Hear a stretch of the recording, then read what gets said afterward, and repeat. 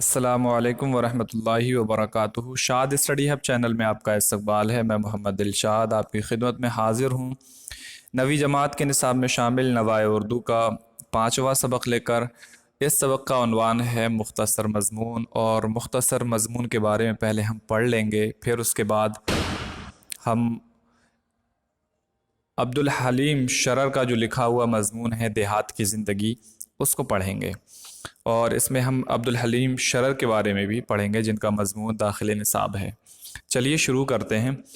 उर्दू में मुख्तसर मज़मून निगारी का आगाज़ सर सैयद से होता है। उन्होंने इस सिन्फ़ को समाजी इस्लाह के एक वसीले के तौर पर इस्तेमाल किया। उसके बाद मज़मून निगारी भी एक सिन्फ़ की हैसियत से राइज हो गई। समाजी मौज़ूआत के अलावा इल्मी, अदबी, फ़लसफ़ियाना और दीगर मौज़ूआत पर भी मज़ामीन लिखे जा सकते हैं। हाली, शिबली, मोहम्मद हुसैन आज़ाद, नज़ीर अहमद, मीर नासिर अली, नियाज़ फ़तेहपुरी, रशीद अहमद सिद्दीकी, मिर्ज़ा फ़रहतुल्लाह बेग, महफूज़ अली बदायूनी, अबुल कलाम आज़ाद, ख्वाजा ग़ुलाम सय्यदैन वग़ैरह उर्दू के अहम मज़मून निगारों में शुमार होते हैं। मुख्तसर मज़मून की एक शक्ल इंशाइया कहलाती है। इंशाइया और मज़मून में कोई ख़ास फ़र्क नहीं, लेकिन आम तौर पर इंशाइया में मज़ाह और तंज़ या खुश मिजाजी का रंग होता है, और इंशाइया निगार अक्सर बातें अपने हवाले से या अक्सर अपने ही बारे में बयान करता है। लेकिन मुख्तसर मज़मून में इसके अलावा भी मज़ामीन शामिल होते हैं। अब हम अब्दुल हलीम शरर के बारे में पढ़ते हैं। ये उर्दू के माया नाज अदीबों में रहे हैं, इनका शुमार हो रहा है। अब्दुल हलीम शरर, इनकी पैदाइश 1860 ईस्वी को हुई और 1926 ईस्वी को इनका इंतकाल हुआ। अब्दुल हलीम इनका नाम था, और शरर जो था वो इनका तखल्लुस था। वो लखनऊ में पैदा हुए और उनकी इब्तिदाई तालीम लखनऊ में हुई। बाद में उनके वालिद हकीम तफज़्ज़ल हुसैन ने उनको कलकत्ता मटिया बुर्ज बुला लिया। यहाँ हकीम साहब वाजिद अली शाह की मुलाजमत में थे। अहले इल्म का भी अच्छा मजमा था। शरर की इल्मी नशोनुमा यहीं हुई। उन्होंने उर्दू, फ़ारसी, अंग्रेज़ी और अरबी में महारत हासिल कर ली। 1870 ईस्वी में शरर को फिर लखनऊ वापस आना पड़ा। लखनऊ आकर शरर ने अपना इल्मी मशगला बराबर जारी रखा। मुख्तलिफ अहले कमाल से फैज़ हासिल करते रहे। 1879 ईस्वी में वो मज़ीद तालीम के लिए दिल्ली गए। दिल्ली पहुंचकर शरर ने न सिर्फ तालीम हासिल की बल्कि तसनीफ़ व तालीफ़ का सिलसिला भी शुरू कर दिया। दिल्ली से लखनऊ वापस आने के बाद 1881 ईस्वी में उन्होंने अवध अखबार की मुलाजमत कर ली, जिसमें बराबर मज़ामीन लिखते रहे। 1887 ईस्वी में शरर ने अपना रिसाला दिलगुदाज जारी किया। कुछ दिनों के बाद इस रिसाले में उनके नावल मलिकुल अज़ीज़, वर्जिना, हुस्ने एंजेलिना, मंसूर मोहना और किस्तवार शाये होने लगे। कुछ मुद्दत बाद माली तंगियों की वजह से उनको हैदराबाद जाना पड़ा। यहाँ रहकर उन्होंने तारीख़ सिंध लिखनी शुरू की। नवाब वक़ारुल उमरा ने उनकी कदरदानी की और अपने बेटे के साथ 1893 ईस्वी में इंग्लिस्तान भेज दिया, जहाँ 3 साल तक क़याम रहा और उन्होंने फ़्रांसीसी ज़बान भी सीख ली। वापस आकर हैदराबाद से दिलगुदाज जारी किया। 1909 ईस्वी में वो लखनऊ वापस आ गए और उन्होंने यहीं वफ़ात पाई। अब्दुल हलीम शरर ने उर्दू में तारीख़ी नावल की इब्तिदा की। इसके अलावा उन्होंने ड्रामे भी लिखे, जिनमें एक मंज़ूम ड्रामा भी था गुज़िश्ता लखनऊ के नाम से। नामी किताब में उन्होंने नवाबी लखनऊ के आखिरी ज़माने की तहज़ीब का बहुत दिलचस्प और मालूमात अफरोज़ मरक़्क़ा पेश किया है। ये अब्दुल हलीम शरर के बारे में था। और आप किसी भी अगर अदीब की ज़िंदगी के बारे में पढ़ते हैं तो बुनियादी चीज़ें आपको याद रखना ज़रूरी हैं। एक तो अदीब की तारीख़ पैदाइश हो गई और तारीख़ वफ़ात, उसके साथ ही साथ पैदाइश का जो मकाम है वो, और उसके बाद इब्तिदाई तालीम कहाँ हासिल की और आला तालीम कहाँ हासिल की। तालीम के बाद मरहला आता है कि किसी भी अदीब ने अपनी ज़िंदगी में जो अहम काम अंजाम दिए हैं, उन कामों को, उनकी उन कारनामों को जहन में रखना भी ज़रूरी है, क्योंकि ये अक्सर इसके मुताल्लिक़ सवालात किए जाते हैं इम्तिहानात में।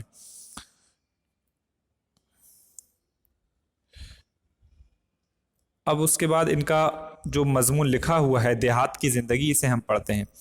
इस शहर के आलीशान महलों में रहने वालों, तुम्हें नहीं मालूम कि देहात के रहने वाले दुनिया का क्या लुत्फ़ उठाते हैं। तुम एक मंजिल इशरत में हो, عالم کی نیرنگیاں تمہاری نظر سے بہت کم گزرتی ہیں، جس مقام پر تم ہو وہاں صبح و شام کی مختلف کیفیتیں بھی اپنا پورا اثر نہیں دکھا سکتی، تمہیں خبر بھی نہیں ہوتی کہ آفتاب کب نکلا اور کب غروب ہوا۔ یعنی ان شہروں کے بارے میں ان شہروں پر ایک طنز ہے، شہروں پر اس طرح کے شہروں میں زندگی گزارنے والوں کے لیے ایک طرح کا یہ طنز ہے جہاں بڑی بڑی عمارتیں ہوتی ہیں اور لوگ سورج کی روشنی دیکھنے کے لیے ترس جاتے ہیں۔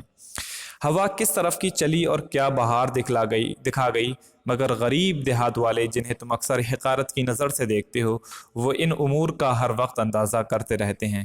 ہر صبح انہیں ایک نیا لطف دیتی ہے اور ہر شام سے انہیں ایک نئی راحت نصیب ہوتی ہے۔ گاؤں کے جفاکش رہنے والے صبح کے تارے ہنوز جھلملانے بھی نہیں پاتے کہ وہ اپنی رات کی راحت سے اکتا چکتے ہیں۔ ایسے وقت میں نسیم کے خوشگوار اور نازک جھونکے آتے ہیں اور بڑے ادب کے ساتھ انہیں جگانے لگتے ہیں۔ اس وقت ان کے ناز اور باد سحر کی نیاز دیکھنے کے قابل ہوتے ہیں۔ صبح کی ہوا نہایت شگفتگی کے ساتھ جگاتی ہے اور وہ نہیں جاگتے، صرف کروٹیں بدل کر رہ جاتے ہیں۔ باد سحر یوں ہی اصرار کرتی ہوتی ہے، ضد کرتی ہوتی ہے کہ صبح کے نقیب مرغان سحر اٹھتے ہیں اور انہیں اٹھاتے ہیں۔ نقیب کا مطلب ہو گیا اعلان لگانے والا، مرغان سحر یعنی جو صبح میں اٹھ کر کے مرغے آواز دیتے ہیں، اس سے تعبیر کیا گیا اس کو۔ غریب محنت پسند لوگ تازہ دم اٹھ بیٹھتے ہیں، وقت کی کیفیتوں کو نہایت غور سے بڑے لطف کے ساتھ دیکھتے ہیں۔ ان کا پہلا کام یہ ہوتا ہے کہ جھوپڑیوں سے باہر نکلے، آسمان کو دیکھا جس میں تارے جھلملا رہے تھے، افق مشرق پر نظر ڈالی جو رات بھر کے چمکے ہوئے تاروں پر غالب آئی جاتی تھی، کچھ نمودار ہونے والے درختوں کو دیکھا جن پر چڑیاں چہچہا رہی تھیں۔ یہ سما انہیں اپنی خوبیاں دکھا کر بے خود کرنے کو تھا کہ انہوں نے اپنے دن کے کام کو یاد کیا، آگے بڑھے اور رات کی دبی ہوئی آگ پر گری ہوئی پتیاں جمع کر کے آگ جلائی، تاپ کے افسردہ ہاتھ پاؤں کو گرمایا، اس کے بعد پاس کے شکستہ جھونپڑے میں جا کے بیل کھولے اور عین اس وقت جب کہ آفتاب کی کھڑی کرنیں مشرقی کنارے آسمان سے اوپر کو چڑھتی نظر آتی ہیں، یہ لوگ لمبے ہلوں کو کاندھے پر رکھ کر کھیت کی طرف روانہ ہوئے۔ کھیتوں کی مینڈوں پر جا رہے ہیں اور زمین کی فیاضیوں کو کس مسرت اور خوشی کی نظر سے دیکھتے جاتے ہیں۔ ہرے کھیت ٹھنڈی ہوا کے چلنے سے لہرا رہے ہیں، نظر اس خوشگوار سبزی پر عجب لطف کے ساتھ کھیلتی ہوئی دور تک چلی جاتی ہے۔ چھوٹے پودے جو خدا کے پاس سے دنیا والوں کی روزی لیے آتے ہیں کس قدر شگفتہ اور بشاش نظر آتے ہیں۔ شگفتہ مطلب نرم، دیکھنے میں اچھا لگے، بشاش مطلب خوش۔ رات کا برقع اڑا کر آسمان نے انہیں اور زیادہ خوبصورت کر دیا، کیونکہ تاروں کی چھاؤں میں اس وقت ان کی نازک اور چھوٹی پتیوں پر شبنم کے موتی جھلک رہے ہیں۔ یہ ایک عالم جواہر ہے جس پر جھلملاتے ہوئے تاروں کی شعاعیں خدا جانے کیا کیفیتیں دکھا رہی ہیں۔ ان جفاکشوں نے اس وسیع میدان کو نہایت شوق سے دیکھا جو اس وقت تو صرف ان کی نظر ہی کو خوش کرتا ہے، مگر اصل میں قدرت کے ہدیے اور نیچر کے تحفے ہر جاندار کو اس کی فیاضیوں سے ملتے ہیں۔ یہ لوگ کھیتوں میں پہنچ کر اپنی غفلت پر نادم ہو گئے، کیونکہ اور لوگ ان سے پیشتر پہنچ چکے تھے، یعنی ان سے پہلے پہنچ چکے تھے۔ یہ لوگ تر و تازہ کھیتوں میں منتشر ہو گئے۔ آفتاب کی کرنوں نے جو امیر غریب سب کو ایک نظر سے دیکھتی ہے، کھیتوں کی مینڈوں اور کنووں کے کناروں پر ان کا خیر مقدم کیا۔ اب یہ لوگ اپنے کام میں مصروف ہیں کہ نیچر کے جذبات بھی ان پر اپنا اثر نہیں ڈال سکتے اور قدرت کی بہار بھی ان کی دل فریبی کرنے سے عاجز ہے۔ وہ ہرا سبزہ زار، وہ سہانا سما، وہ صبح کی بہار، وہ تر و تازہ ہوا، وہ اجلی کرنیں، ایسی چیزیں ہیں جن کا شوق اکثر بے چین طبیعت والوں کو شہروں سے باہر کھینچ کر لے جایا کرتا ہے۔ بار ہم پر ایسی وحشت سوار ہوتی ہے کہ گھر سے 2-3 کوس تک نکل گئے ہیں، مگر یہ لوگ اپنے روزانہ کے کاموں میں ایسے مصروف ہیں کہ ان کیفیتوں کو آنکھ اٹھا کر نہیں دیکھتے۔ زمین کی استعداد کے بڑھانے میں دل و جان سے سائی ہیں جو صرف ان کے لیے نہیں تمام دنیا کے لیے مفید ہے۔ جان توڑ کر محنت کر رہے ہیں غریب کم قوت بیل جو شاید رزق رسانی عالم کی فکر میں دبلے ہو گئے ہیں، یعنی ایسے بیل جنہیں صحیح طریقے سے رزق نہ ملنے کی وجہ سے کمزوری لاحق ہے، ان کے ہاتھوں کی مار کھاتے ہیں اور زمین کو پیداوار کے قابل بناتے چلے جاتے ہیں۔ اپنی محنت آسان کرنے کے لیے یہ لوگ نہایت دردناک آواز میں کچھ گاتے جاتے ہیں اور ان کی آواز کھلے میدان میں گونج کر ایک نئی کیفیت پیدا کرتی جاتی ہے۔ کنووں کے کنارے والے پانی والے پانی نکال نکال کر زمین کو سیراب اور چھوٹے چھوٹے درختوں کو زندہ کر رہے ہیں۔ دیکھو وہ کس شوق سے اس بات کے منتظر ہیں کہ ڈول اوپر آئے اور اونڈیلیں، اور جس وقت ڈول ان کے ہاتھ میں آ جاتا ہے کس جوش کے عالم میں چلا اٹھتے ہیں۔ پانی ان کی بڑی دولت ہے جس کی امیدیں وہ آرزومند بن کر کبھی آسمان کی طرف دیکھتے ہیں اور کبھی کنووں کی طرف رخ کرتے ہیں۔ آفتاب پوری بلندی پر پہنچ کر نیچے کی طرف مائل ہوتا ہے اور جھکتے جھکتے افق مغرب کے قریب پہنچتے وقت باغ عالم کی دلچسپیوں سے رخصت ہونے کے خیال میں زرد پڑ جاتا ہے۔ خلاصہ یہ کہ آفتاب کی حالت اور وضع میں اختلاف ہو جاتے ہیں، مگر یہ نہ تھکنے والے اور دھن کے پکے دہقان ایک ہی وضع اور ایک ہی صورت سے اپنا کام کیے جاتے ہیں۔ نہ محنت انہیں تھکاتی ہے، نہ مشقت انہیں ماندہ کرتی ہے، نہ دھوپ سے پریشان ہوتے ہیں، نہ کام کرنے سے اکتاتے ہیں۔ الغرض آفتاب غروب ہوتا ہے، دن ان سے رخصت ہوتا ہے، اور یہ شام کی دل فریب کیفیتوں کا لطف بخوبی دیکھ کر یہ امید لگا کر کہ کل کھیتوں کو آج سے زیادہ تر و تازہ پائیں گے، اپنے کھیتوں سے رخصت ہوتے ہیں۔ خوش خوش اس کچے اور کم حیثیت گھر میں آتے ہیں جسے ہم نہایت ذلت کی نگاہ سے دیکھا کرتے ہیں۔ بیوی غریبی کا کھانا اور فصل کے مناسب غذا ان کے سامنے لا کر رکھ دیتی ہے، اور تہہ دل سے خدا کا شکر ادا کر کے کھاتے ہیں، اور دوسرے دن کی محنت کا خیال کر کے اپنے تئیں سویرے ہی سلا دیتے ہیں۔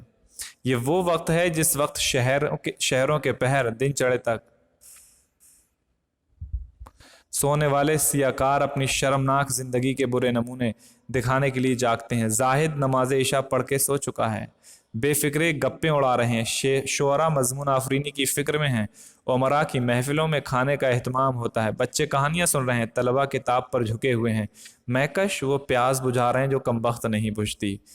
سیاکار بدکاری کی دھن میں شہر کی سڑکیں اور گلیاں چھان رہا ہے، اور جفاکش عجب میٹھی نیند میں غافل ہو گئے ہیں تاکہ تڑکے آنکھ کھلے۔ یہ پچھلا اطمینان اور یہ سچی آشائش بے شک حسد کے قابل ہیں، یعنی جو سکون ایک تھکے ہارے انسان کو میسر ہوتا ہے وہ اچھی دولت رکھنے والے انسان کو بھی میسر نہیں ہوتا۔ گاؤں عموماً قدرت کا سچی جلوہ گاہ ہوتا ہے، وہاں کے سین اپنی سادگی اور دل فریب کیفیتوں کے ساتھ انتہا سے زیادہ دلچسپ ہوتے ہیں۔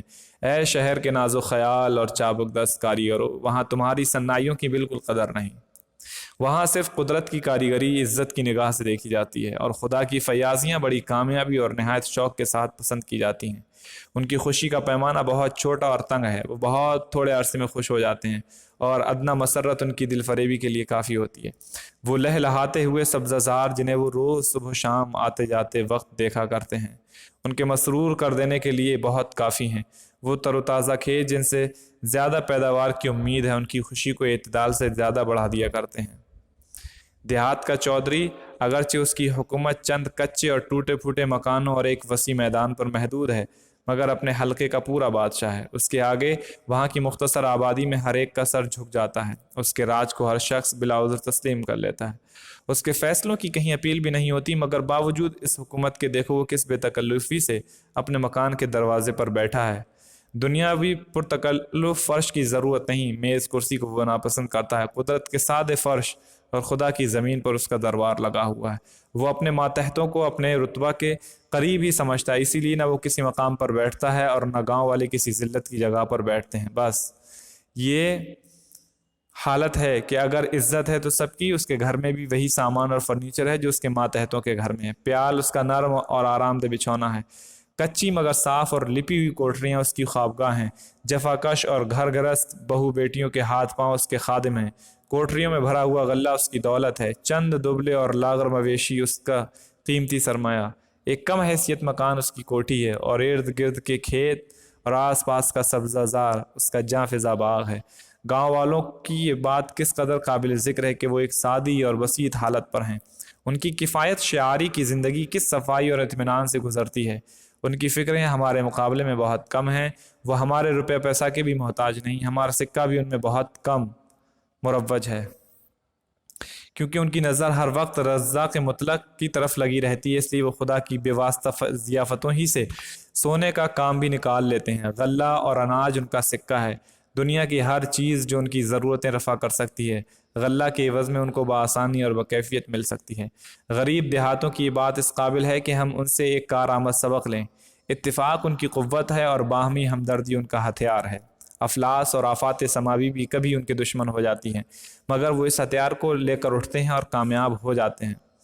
کھیتوں میں پانی پہنچاتے وقت وہ باہم ایک دوسرے کی مدد کرتے ہیں، کھیتوں میں بیج ڈالتے وقت وہ ایک دوسرے کو غلہ قرض دیتے رہتے ہیں، اور سب سے بڑی بات یہ ہے کہ ایک عالم کی فکر اپنے سر لیتے ہیں اور دنیا بھر کے لیے خود مصیبت میں پھنستے ہیں۔ ہم بے فکر ہیں اور اپنی اغراض اور بقائے زندگی کے اسباب بھولے ہوئے ہیں، مگر ہماری طرف سے اس کام کو وہ پورا کرتے ہیں۔ اس جفاکشی کے انعام میں خدا کی طرف سے انہیں جو کچھ ملتا ہے اس میں سے خود بہت کم لیتے ہیں اور سب ہمارے حوالے کر دیتے ہیں۔ ایک کسان کی زندگی پر غور کرو اور اس کی سالانہ محنت و مشقت کا اندازہ کرو کہ کس طرح جان توڑ توڑ کر اور اپنے تئیں مٹا مٹا کر جفا کشی پر تلا رہتا ہے، اور اس کے بعد یہ غور کرو کہ وہ کس لیے اس مصیبت میں پڑتا ہے، تو معلوم ہوگا کہ وہ دنیا کا کتنا بڑا ہمدرد ہے اور حب ملک اس کے مزاج میں کوٹ کوٹ کر بھری ہوئی ہے۔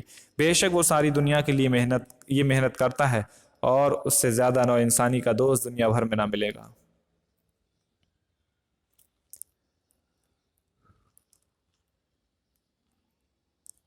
اے ہمدردی قوم کا لفظ بار بار زبان پر لانے والو، اگر اپنی کوششوں کا کچھ نتیجہ دیکھنا چاہتے ہو تو ان غریب جفاکش دہقانوں کی پیروی کرو۔ قوم کی کھیتی روز بروز کملائی جاتی ہے اور چند روز میں بالکل سوکھ جائے گی۔ تمہارا فرض ہے کہ جلدی اٹھو اور جس طرح ہو سکے اپنی راحت بیچ بیچ کر ان کھیتوں میں پانی پہنچاؤ۔ قومی کھیت کے پودے یعنی موجودہ نسل بھی نہ سنبھلی تو کہیں کے نہ رہو گے۔ یہ عبدالحلیم شرر کا مضمون تھا۔ مشق میں الفاظ معنی ہے عشرت کا معنی ہے عیش، نیرنگی کا معنی ہے حیرت پیدا کرنے کی قوت، وہ صفت جس سے لوگ تعجب یا فکر میں پڑ جائیں۔ حقارت کا مطلب ہے عزت کی نگاہ سے نہ دیکھنا۔ امور یہ امر کی جمع یعنی کام کی باتیں۔ ہدیہ اس کا معنی ہے تحفہ، جفاکش کا معنی محنتی، ہنوز اب تک، بعد سحر صبح کی ہوا، نقیب اعلان کرنے والا، نمودار ظاہر نمایاں، سما منظر۔ نمودار کا معنی ہے ظاہر نمایاں اور سما اس کا معنی ہے منظر۔ افسردہ کا مطلب ہے اداس، فیاضی دریا دلی سخاوت۔ بشاش کا معنی ہے خوش، شعاع گرنے کے معنی میں ہے۔ منتشر پھیلا ہوا بکھرا ہوا۔ وحشت اس کا مطلب ہے گھبراہٹ دیوانگی۔ استعداد اس کا مطلب ہے اہلیت لیاقت۔ رزق رسانی اس کا مطلب ہے روزی پہنچانا۔ افق وہ جگہ جہاں زمین آسمان ملتے ہوئے دکھائی دیتے ہیں۔ وضع شکل اور بناوٹ، ماندہ تھکا ہوا۔ میکش شرابی، چابک دست مشاق ہنرمند۔ صناعی کا مطلب ہے کاریگری۔ بسیط کا مطلب ہے پھیلا ہوا۔ مروج کا مطلب رائج جس کا چلن ہو۔ آفات سماوی آسمانی بلائیں، بقا باقی رہنا۔ رزاق مطلق خدا جسے رزق دینے کا پورا اختیار ہے۔ ضیافت اس کا مطلب ہے دعوت۔ غور کرنے کی بات ہے کہ شہر کی زندگی کے مقابلے میں گاؤں کی زندگی ماحولیاتی آلودگی سے یعنی انوائرمنٹل پولوشن سے کیا ہوتی ہے؟ پاک ہوتی ہے۔ لوگ ایک دوسرے کے دکھ سکھ میں شریک ہو کر فطری ماحول میں زندگی بسر کرتے ہیں۔ دیہات کے ماحول میں فطرت اپنی تمام تر خوبیوں کے ساتھ جلوہ گر نظر آتی ہے۔ سادگی، جفاکشی، انسانی ہمدردی، آپسی بھائی چارہ اور ایک دوسرے کی مدد کرنے کا جذبہ دیہی زندگی کی اہم خصوصیات ہیں۔ کسان دنیا کے انسانوں کی بھلائی کے لیے سخت محنت و مشقت کرتے ہیں۔ ملک کی ترقی میں ان کا اہم کردار ہوتا ہے۔ اب کچھ سوالات ہیں، ان سوالوں کے جواب دیجیے۔ پہلا سوال ہے کہ دیہات کے رہنے والے زندگی کا کیا لطف اٹھاتے ہیں؟ دوسرا سوال ہے شہر کے مقابلے میں گاؤں کی زندگی کس طرح مختلف ہوتی ہے؟ تیسرا سوال ہے دیہی زندگی کی وہ کون سی خصوصیات ہیں جن سے قوموں اور ملکوں کی ترقی وابستہ ہے؟ چوتھا سوال ہے اس سبق میں مصنف نے کس زندگی کے کن پہلوؤں پر غور کرنے کا مشورہ دیا ہے؟ یہ 4 سوال ہیں، ان 4 سوالوں کے جوابات آپ کو لکھنا ہے۔ پہلا سوال کا جواب جو ہوگا، شہر کے مقابلے میں دیہات کے رہنے والوں کو ہر وقت تازہ ہوا ملتی ہے۔ وہ صبح سویرے سورج نکلنے سے پہلے اور سورج ڈوبنے کے وقت قدرتی حسین مناظر، سرسبز و شاداب درختوں، چہچہاتے پرندوں، لہلہاتے کھیتوں اور فصلوں اور ہر قسم کی آلودگیوں سے پاک فضا سے لطف اندوز ہوتے ہیں۔ دوسرا سوال ہے کہ شہر کے مقابلے میں گاؤں کی زندگی کس طرح مختلف ہوتی ہے؟ شہر کے مقابلے میں گاؤں میں ماحولیاتی آلودگی نہیں ہوتی، فیکٹریاں اور کارخانے نہیں ہوتے، کیونکہ شہر وہ اونچی اونچی بلڈنگوں کی وجہ سے تازہ ہوا کم پہنچتی ہے۔ شہروں میں اونچی اونچی بلڈنگوں کی وجہ سے تازہ ہوا کم پہنچتی ہے اور کارخانے و فیکٹریوں سے نکلنے والے دھوئیں اور زہریلی گیس سے فضا گندی ہو جاتی ہے۔ گاؤں والے سادی اور آسان زندگی بسر کرتے ہیں۔ سوال نمبر 3، دیہی زندگی کی وہ کون سی خصوصیات ہیں جن سے قوموں اور ملکوں کی ترقی وابستہ ہے؟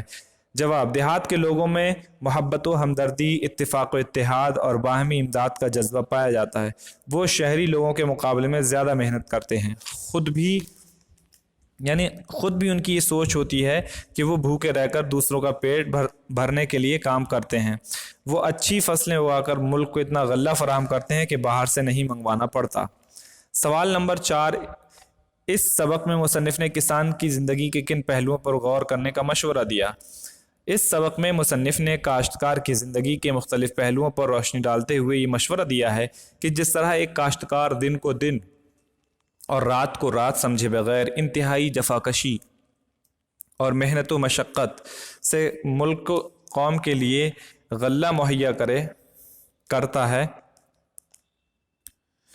خود بھوکا رہ کر دوسروں کا پیٹ بھرتا ہے، اسی طرح قوم سے ہمدردی رکھنے والوں کو بھی صرف زبانی جمع خرچ کرنے کے بجائے عمل کے ذریعے اپنی قوم اور ملک کی ہمدردی ثابت کرنا، اور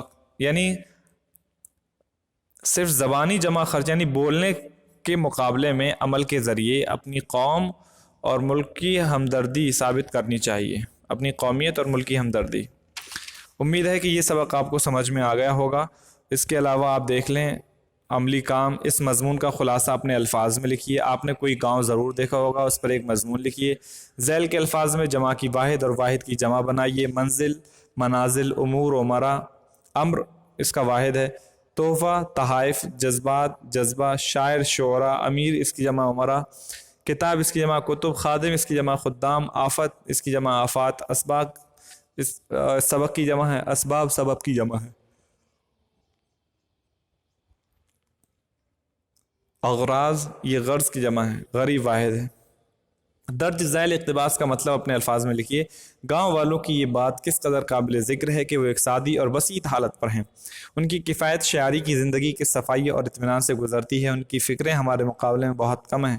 وہ ہمارے روپے پیسہ کے بھی محتاج نہیں، ہمارا سکہ بھی انہیں بہت کم مروج ہے، کیونکہ ان کی نظر ہر وقت رزاق مطلب کی طرف لگی رہتی ہے، اس لیے وہ خدا کی بے واسطہ فیاضیوں سے ہی سونے کا کام بھی لے لیتے ہیں۔